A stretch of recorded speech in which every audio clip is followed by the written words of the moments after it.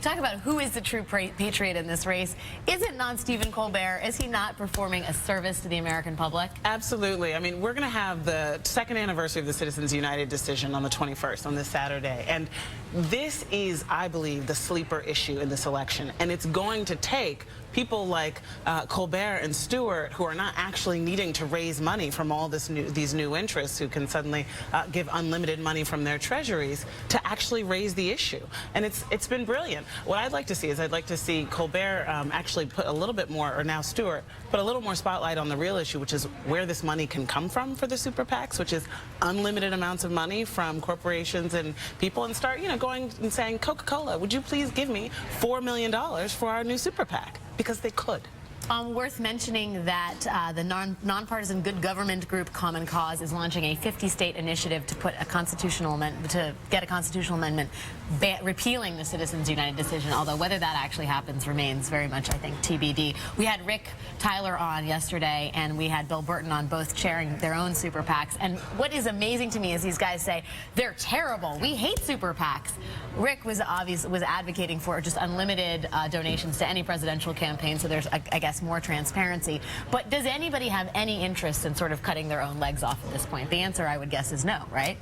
But so therefore, it's the job of Stephen Colbert and Jon Stewart to lead us into the light. We talk a lot about entertainment politics, and one of the clips that we pulled was Tina Fey and Sarah Palin, and just how much that changed, I think, the national discourse over how legitimate a candidate Sarah Palin was. If we can play that. The only pole I care about is the North Pole, and that is melting. It's not great. What? The real one? Bye.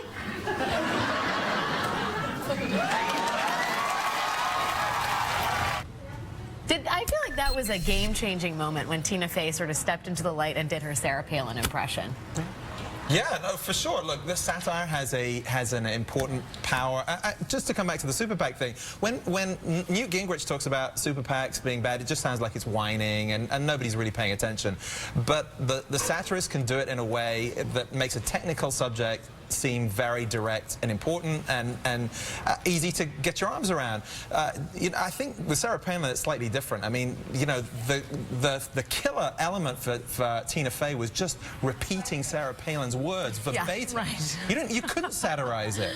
This stuff really requires some pretty sophisticated humor, and the bigger question, look, if all these candidates say it's all terrible, you're in one of these McCain moments when they should come together and unite forces and say, let's all do something, let's get together and do something for the country. There is a little prize for some of them to get together and propose that. What are the chances of that happening? The super PACs have been rather disproportionately benefiting Mitt Romney. I mean, he is the one who has the establishment money in general. He also has it's been a very effectively run super PAC. Those ads that they ran, I mean, Newt complaining constantly about process, I think really is lost at this point on voters and on everyone, because this is politics. But those ads really did kill him in Iowa, in no small portion because they were like the only ones on the air. But on the other hand, the super PACs are also sustaining the Santorum and Gingrich-like campaigns. Right. And so it's like, well, right. I mean, that's basically what they are. Yeah, and then there's the question that had they done more harm than good in this Republican race? I mean, it allows these guys to keep bloodying themselves. There's some good ads. I've enjoyed watching them.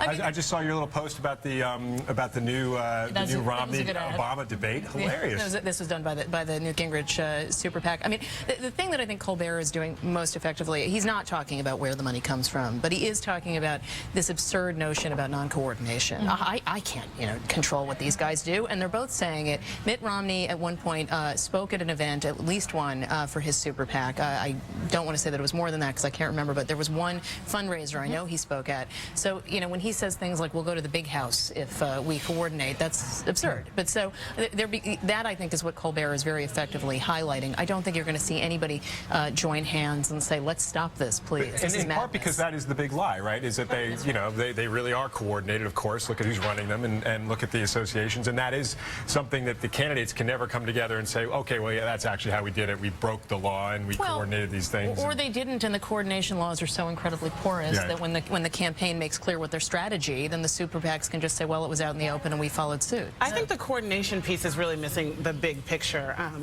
the call for change on this is going to have to be about a fundamental issue. No one's going to get off their couch and say, I care about the coordination between the Winning Our Future PAC and the Romney campaign, right? You might. They care. Right?